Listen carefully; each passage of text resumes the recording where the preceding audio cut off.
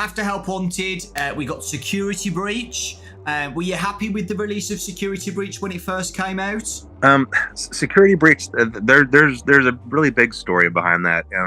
That was definitely a challenging period, and a lot of things just didn't align up perfectly for that, and there were a lot of reasons for that. I mean, obviously, I hear lots of studios and things kind of blame COVID for stuff, but there is a reason for that. COVID took well-structured work systems and suddenly scattered them and expected the work to continue to flow, and it just doesn't work that way.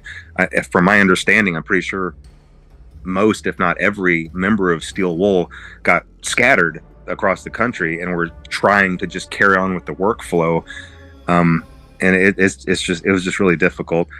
I think that's really the only example when my idea of how a game was going to go was misaligned with how things were going with Steel Wool, and I had a specific story for this in mind. Okay, for Security Breach, I really did. I had a very specific story in mind, and it is very different than the one that got in the game. And I think a part of that is the way that I conveyed that to Steel Wool. Because what I was trying to do was I was trying to tell Steel Wool to do specific things throughout the game, put specific items in specific places, have specific characters do certain things, meanwhile not telling them what the story plot was. Because in my head, I was thinking, okay, when people find this, they will connect this to this to this, and it will all be revealed. And I thought I could do that without telling Steel Wool the story plot. That didn't work out very well because they got all of these pieces and they thought it was their job to connect them in a way that made sense. And so really what you ended up having were the same pieces, but telling completely different stories. And since I was trying to kind of tell a specific story with mine that went a certain direction, they were taking pieces I didn't fully understand and trying to craft a story out of them. And again, I don't blame them for that. I blame myself for that, because I guess what I should have done is just said, hey, here's the story. Here's why these pieces are here. Here's how they're supposed to connect. And I can give you a really easy example for this. And I'm hesitant to say this because I don't like messing with the lore, but I think in this case, it's okay. When it comes to Burntrap, originally, Burntrap was never supposed to move.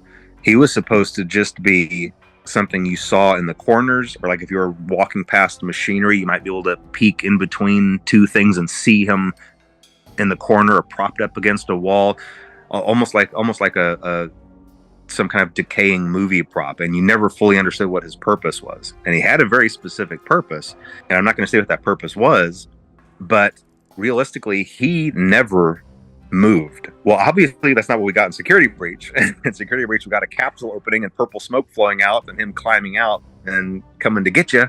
And so it's just not quite the same thing. So, but anyway, it didn't turn out the way anybody wanted. But hey, whenever that happens, just like whenever I stepped in it a little bit with FNAF World, me and Steel Wool got together. We were like, look, all that matters now is making things right by the fan base. That's all that matters. We all had the best intentions going on.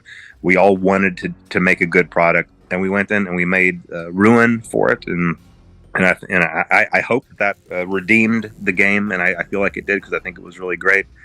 And anything that we do going forward that continues that story or has those same themes, I think we're just going to be in a much better situation to continue on.